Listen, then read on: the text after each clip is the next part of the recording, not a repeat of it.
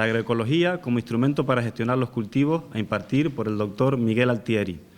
El doctor Altieri es agrónomo por la Universidad de Chile, profesor de agrobiología en la Universidad de California, Berkeley, Departamento de Ciencias Ambientales.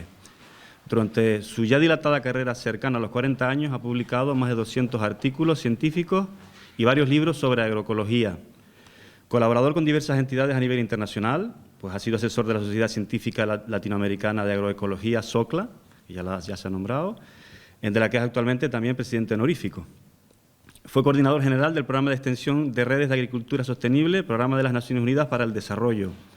Ha sido presidente del Comité del Grupo Consultivo sobre Investigación Agrícola Internacional, coordinando la agenda de investigación de 15 centros internacionales. Ha sido director del Consorcio de Agroecología y Desarrollo Rural entre los Estados Unidos y Brasil, etcétera, etcétera.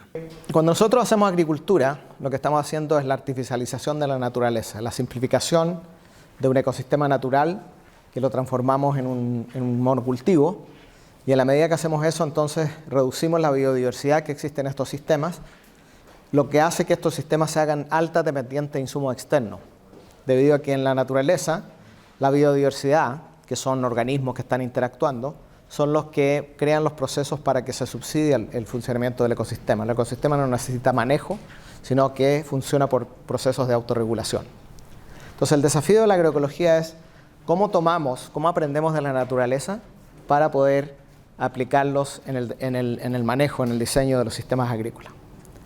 Hay varias maneras de simplificar la naturaleza. Un camino es lo que hacen los pequeños agricultores, ¿cierto? Esta es una típica finca de Guatemala, por ejemplo, una región agrícola, incrustados en un paisaje diverso, el cual presta servicios ecológicos al sistema. Porque, por ejemplo, los campesinos de esta zona lo que hacen es cosechan mantillo del bosque, con el cual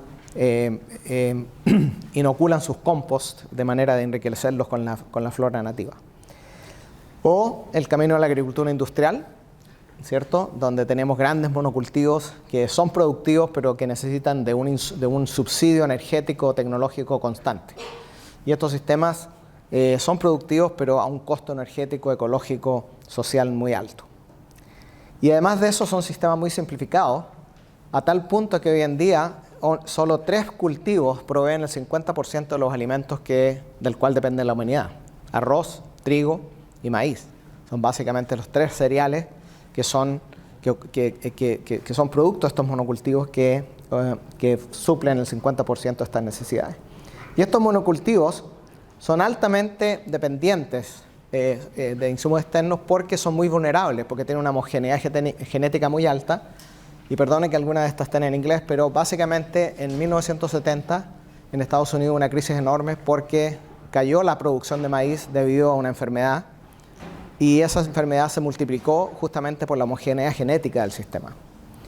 Y para eso entonces, porque nuestros sistemas son tan vulnerables, tenemos que estar aplicando anualmente aproximadamente unos 2.5 millones de kilos de ingredientes activos de pesticidas. Y ustedes ven aquí, por ejemplo, esta es la curva en Europa de las ventas de insecticidas. A pesar de todas las regulaciones ambientales de la zona, nosotros vemos que hay un incremento en el uso de insecticidas, justamente porque hay que contrarrestar, ¿cierto?, esa falta de autorregulación ecológica con insumos externos. Y cuando nosotros miramos el impacto que tiene esta agricultura industrial, por ejemplo, vemos que en Inglaterra, si nosotros contabilizáramos las externalidades, que son la pérdida de biodiversidad, los impactos sobre la salud humana, las pérdidas de suelo, las emisiones de gases invernadero que produce 35% de la agricultura industrial, la contaminación de aguas con pesticidas, nitratos, etc.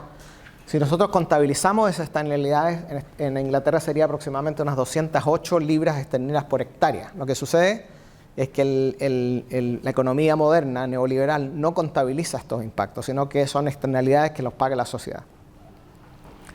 También estos sistemas están haciéndose cada vez más susceptibles al cambio climático. Por ejemplo, en Estados Unidos en el 2012 fue la peor sequía en 50 años y cayeron los rendimientos de soya y maíz, principalmente en esas zonas pura soya y maíz transgénico, en 30%. Ustedes pueden ver en este gráfico, por ejemplo, que a través de los años la producción de maíz ha ido subiendo por el subsidio energético que tienen, pero sin embargo en este año, el 2012, cuando fue la sequía, ustedes ven que cayó el rendimiento. o sea, se salió totalmente de la tendencia. Y esto lo que se espera que va a empezar a suceder cada vez más con los grandes monocultivos debido a su gran vulnerabilidad, debido a su homogeneidad ecológica y genética.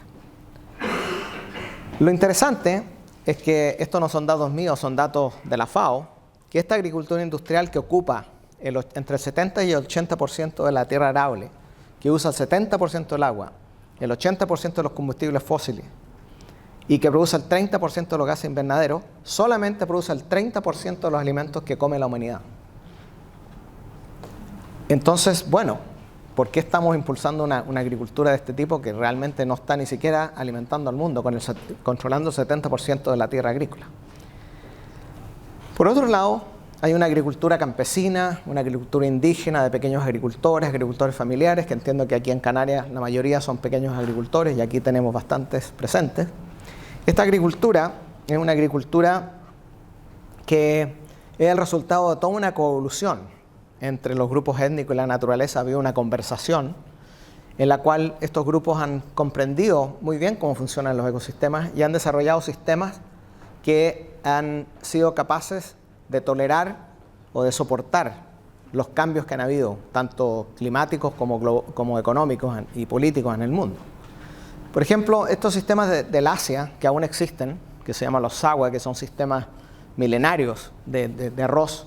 Aquí los agricultores no solo producen arroz, producen otros cultivos en rotación, producen plantas perennes, frutales, producen peces, producen patos, etcétera, etcétera.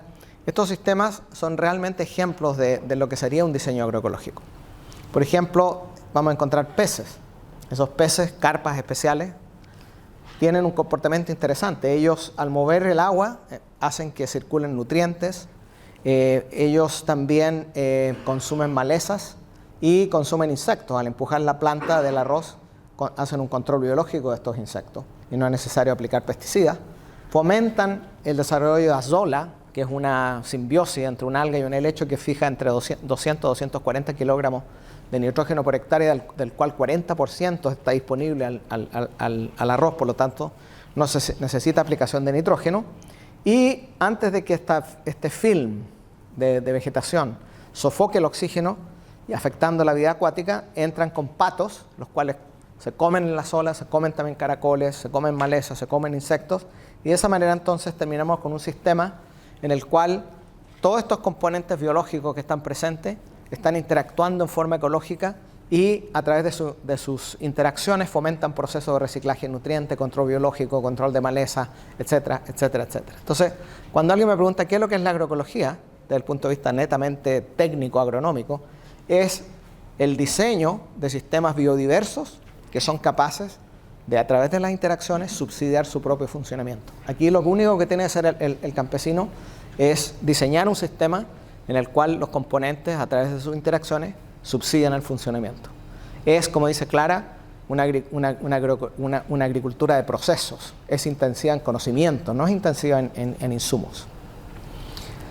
Bueno, de estos campesinos hay 1.500 millones en el mundo, en unas 380 millones de fincas, tienen unas 7.000 especies de cultivos, más de 2 millones de variedades de semillas criollas, el 80-90% de estas son criollas, y producen entre el 50 y el 75% de los alimentos, dependiendo del país. Por ejemplo, Brasil, 80%, Cuba, 90%, Ecuador, 70%, Chile, un poco menos. Pero ocupan solamente el 25 al 30% de la tierra, el 30% del agua y el 20% de los combustibles que se usan en la agricultura. Hoy en día, por ejemplo, mencionaban la reunión que hubo la semana pasada en FAO sobre agroecología. El foco es agroecología para el fomento de la agricultura familiar campesina, porque esa es la manera de cómo se va a impulsar la soberanía alimentaria, la conservación de las semillas y la conservación del medio ambiente. ¿Por qué estos sistemas son productivos? Porque lo que ellos hacen es que son más productivos en la pequeña escala. Esto es tamaño de finca y esto es producción total por cada país. Tenemos un gráfico de 50 países. Ustedes van a encontrar que hay una curva de este tipo que siempre va bajando. En la medida que nosotros incrementamos el tamaño de la finca, la producción es menor. Pero la producción total, no la producción de un cultivo especial. Porque, ¿qué pasa? Cuando nosotros hacemos generalmente comparaciones, siempre estamos comparando un cultivo con otro. Entonces, en la medición de los rendimientos de un solo cultivo no aborda la medida de la productividad total de una pequeña finca, porque el campesino no solamente produce maíz o no solamente produce bananos, sino que produce gallinas, produce cerdos, produce peces, produce frijoles, etc. Eso se llama la producción total. Cuando nosotros medimos el output total, todo lo que se produce en una finca, entonces estos sistemas son mucho más productivos por hectárea que los de gran escala. ¿Y por qué estos sistemas son más productivos en la pequeña escala? Es porque utilizan arreglos policulturales, mezclan cultivos. Por ejemplo, la famosa milpa de Mesoamérica, donde el maíz con el frijol se siembran juntos. Aquí en estos sistemas existen una serie de interacciones ecológicas bajo el suelo, sobre el suelo, que crean entonces sinergias ecológicas que regulan las plagas, que hay una mayor reciclaje de los nutrientes, una mejor conservación del agua, etcétera, etcétera, etcétera. Y estos sistemas, cuando medimos los rendimientos, por ejemplo, el maíz y el frijol en monocultivo versus el maíz y el frijol en policultivo, lo que se hace para comparar los rendimientos, se utiliza lo que se llama el uso equivalente de la tierra, que es básicamente una fórmula donde se pone el rendimiento del primer cultivo en policultivo sobre el primer cultivo en monocultivo, más el segundo, más el tercero, lo que nos da un índice, por ejemplo en este caso 1.5, que significa que yo necesito 1.5 hectáreas de monocultivo para obtener la misma productividad en una hectárea de policultivo. ¿Por qué? Porque este sistema, estamos sobreponiendo dos sistemas que utilizan en forma más eficiente el agua, los nutrientes, la luz solar, etcétera, etcétera. Ahora, la agroecología, lo que queremos es crear sistemas diversificados de producción. Hemos trabajado mucho con la agricultura campesina, porque está más cerca de la lógica agroecológica, pero también se puede aplicar para los grandes sistemas de agricultura. También podemos nosotros aplicar los principios de la agroecología para el manejo de estos grandes sistemas. Entonces, la agroecología, ¿qué es lo que es? Es una ciencia que combina, por un lado, el conocimiento que emerge, que lleva solamente 300 años, en las ciencias occidentales, de lo que se enseña en las universidades, la ecología, la antropología, la ciencia biológica, ¿cierto? La ecología económica, las ciencias agrícolas básicas. Tenemos que saber sobre suelos, sobre fitopatología, entomología.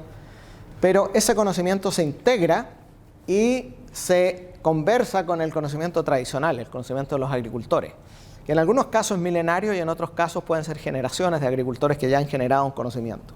Y a través de eso, entonces, de este diálogo de saberes, emergen unos principios fundamentales que son los que guían el manejo, ¿cierto?, y el diseño de los sistemas. Estos principios, que son aproximadamente 6 principios, tienen que ver con mejorar el contenido de materia orgánica de los suelos, activar biológicamente esos suelos, a través de eso se da un reciclaje de nutrientes eficiente, se fortalece la biodiversidad funcional, que va a hablar Clara sobre ello, se reducen las pérdidas de energía, de agua, de nutrientes, de suelos, se diversifica, se rompen los monocultivos a nivel del tiempo y en el espacio, y a nivel del predio y a nivel del paisaje. Pero lo más importante no es solamente colocar especies per se, sino especies que se complementan unas con otras a través de sinergias y interacciones que conllevan a procesos ecológicos. Entonces, en el fondo, lo que queremos es aplicar estos principios. Entonces, la agroecología no trabaja con recetas. Para nosotros no existe el compost tal o la bala mágica, sino que son principios que toman formas tecnológicas, que son prácticas. En algunos casos puede ser tal, por ejemplo, reciclaje, por supuesto, el compost es importante. Por ejemplo, los abonos verdes también. Pero ¿qué abonos verdes? ¿Qué compost? Eso es muy específico de sitio. Y estas prácticas al aplicarse, entonces, son las que fomentan los procesos. Si yo siembro un abono verde, un cultivo de cobertura leguminosa, esa leguminosa va a tener una serie de funciones en el sistema, va a activar una serie de procesos y nosotros utilizamos indicadores para ver si esos procesos están funcionando bien o no. Y estos indicadores generalmente se desarrollan junto con los agricultores, de manera que los agricultores sean capaces de tomarle el pulso al sistema. Entonces, al final de la aplicación de estos principios, nosotros creamos sistemas que son diversos, que están integrados, hay unas sinergias, mucha eficiencia y resiliencia, es decir, la capacidad de soportar shocks y de recuperarse, sobre todo shock de tipo de cambio climático. Bueno, ¿se ha aplicado la agroecología? Se ha aplicado. existen ejemplos, muchos ejemplos. Voy a concentrarme en algunos pocos ejemplos. Uno para nosotros emblemático ha sido el caso de Cuba, que es una isla, por lo tanto creo que es relevante para ustedes, y además que tienen relaciones creo que históricas con Cuba, porque ustedes hablan como los cubanos o los cubanos hablan como ustedes. Es que en el año 90, cuando cae el bloque socialista, Cuba tenía una agricultura industrial, tenía las grandes fincas estatales que dependían del petróleo y de los fertilizantes y pesticidas que enviaba la Unión Soviética a cambio de azúcar. Bueno, ¿qué pasó? Cuando cae el bloque socialista, cae esa ayuda externa y vemos que se reduce en la importación de estos insumos en un 60-70%. Imagínense que mañana a la isla no le entra más petróleo, ni fertilizante, ni pesticida. ¿Qué pasaría? ¿Cierto? Bueno, eso pasó en Cuba, pero con el sector estatal de los grandes monocultivos. Porque miren, si ustedes miran aquí, estos son los cultivos que producen los agricultores. Esto era la contribución de los campesinos antes del periodo especial, o sea, cuando había fertilizante y pesticida. Y esto fue después. O sea, cuando no hubo fertilizantes, cuando no hubo pesticidas, son los campesinos los que sacaron a Cuba del aprieto. No fueron las grandes empresas estatales, porque esas colapsaron. Ahora, ¿qué hacían estos agricultores? Bueno, aplicaban las prácticas agroecológicas, los principios que tomaban formas de policultivo, integración animal, rotaciones, abonos verdes, abonos orgánicos de diferentes tipos. Este es un ejemplo de uno de los 130.000, porque hay 130.000 miembros de ANAP que siguen los principios agroecológicos.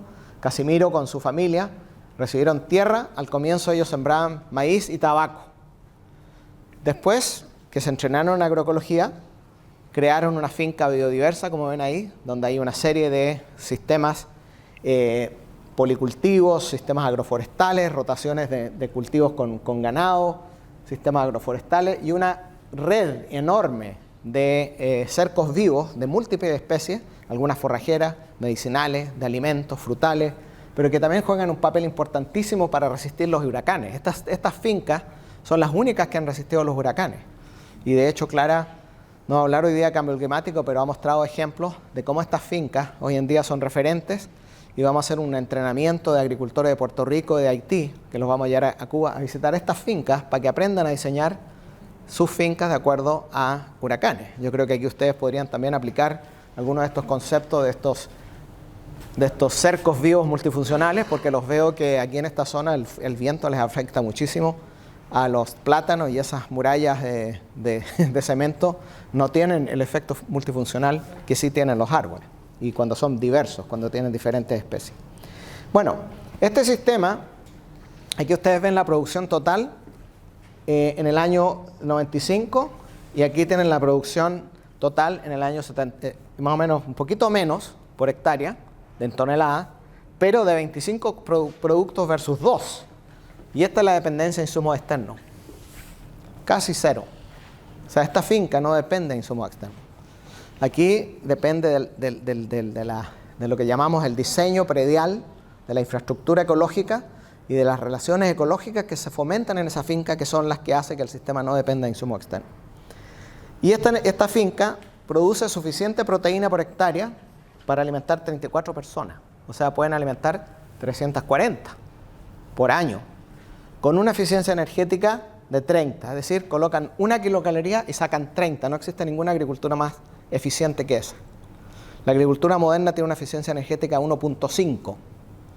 O sea, esto es 20 veces. Esta es la más eficiente. Esta es la agricultura basada en la energía solar, ¿cierto? El diseño agroecológico. Y esta es la energía esta es la del futuro, la agricultura del futuro.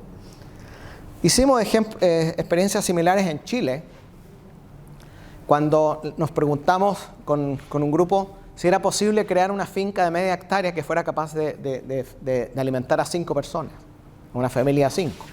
Y aquí está la casa del campesino con su familia, huerta frutal, la rotación, y esto estaba todo rodeado de árboles frutales. Y como no tengo tiempo de entrar en detalles, pero está descrito en el libro, este sistema, aquí está el diseño. Los resultados de esta media hectárea son bastante interesantes, porque por un lado, ustedes ven que después de 3 años de estar funcionando, ya la rotación producía 3.000 kilos de comida, los frutales casi 1 tonelada de comida, la leche de la vaca 3.200, los huevos 2.500. Bueno, una familia de 5 no se come todo esto, le sobra. Y al sobrarle, si lo transformamos nosotros en proteína, en calorías, etc., hay un excedente que si se vende en ese tiempo, el ingreso era de $1.600 solo por la venta del excedente. Entonces, ¿qué aprendimos de esta experiencia? Que sirvió como lo que llamamos nosotros un faro agroecológico. Fue visitado por más de 200.000 personas, entre estudiantes, campesinos, investigadores, etc. Lo que pasa es que después la dictadura le pasó una carretera por medio y se acabó la finca, pero fue un faro ecológico hasta ese tiempo. ¿Qué aprendimos? Uno, que sí es posible alimentar a una familia de 5 en media hectárea. Por supuesto, esto tenía riego, porque estamos en una zona donde había disponibilidad de agua. Lo único que tenía que comprar la familia era arroz, fideos y aceite y sal. El resto lo producía totalmente en la finca. Bueno, imagínense ustedes una familia cuánto ahorra mensualmente al no tener que comprar la comida. Segundo, los costos de producción eran casi cero. Solamente el inicio de establecer la infraestructura ecológica tiene un costo. Después ya los costos de producción bajan casi a cero. Y tercero, debido a que la infraestructura empieza a funcionar, la rotación empieza a funcionar, la mano de obra también baja. Entonces, ¿qué pasaba? ¿Por qué? Porque cuando yo tengo una buena rotación, yo ya no tengo que desmalezar constantemente. O cuando yo tengo buenas rotaciones con leguminosas, yo ya no tengo que meterle compost todos los años. Entonces, la mano de obra empieza a bajar y les queda tiempo a estos agricultores para trabajar fuera o para darle valor agregado a su producción. Existen aproximadamente unas 40 millones de hectáreas a nivel mundial de agricultura ecológica, biológica certificada, de las cuales 80% en nuestra opinión es de sustitución de insumos. Eso no significa que los agricultores ecológicos no puedan dar un paso a la agroecología, sino que se han quedado pegados en lo que llamamos la sustitución de insumos. Entonces este agricultor va a sembrar fresa, mete su tarjeta en el internet, le pide 10 toneladas de compost por hectárea, siembra su fresa, es un monocultivo. Ese monocultivo requiere de insumos porque no tiene la diversidad ecológica necesaria. Entonces, por ejemplo, acá son trabajadores rurales mexicanos que están liberando Metacillus, que es un predador de ácaros, ¿ya? Y eso lo hacen semanalmente. O en Chile, por ejemplo, Conchitoro, una gran empresa de vino, también tiene vino orgánico, vino ecológico, pero aquí se aplican 18 productos por año, entre ellos azufre, que es bastante tóxico contra insectos benéficos. Y es un sistema que tiene unos costos de producción enormes, porque depende de insumos externos. O sea, no hay una diferencia con una agricultura convencional, porque lo que se trata aquí es superar el factor limitante, porque ese fue el producto. Los agrónomos todos fuimos influenciados por Liebig. ¿Se acuerdan ustedes la ley de los rendimientos decrecientes o del factor del mínimo? Bueno, la agronomía es otra cosa que superar el mínimo, pero el mínimo es un síntoma de que un sistema agrícola, sus fundaciones ecológicas están fallando. Entonces, lo que hablamos nosotros es cómo movemos el sistema, cómo lo movemos más allá de la sustitución de insumos, y a través de los arreglos de policultivos, rotaciones, o sea, romper el monocultivo con arreglos temporales y espaciales de diversidad.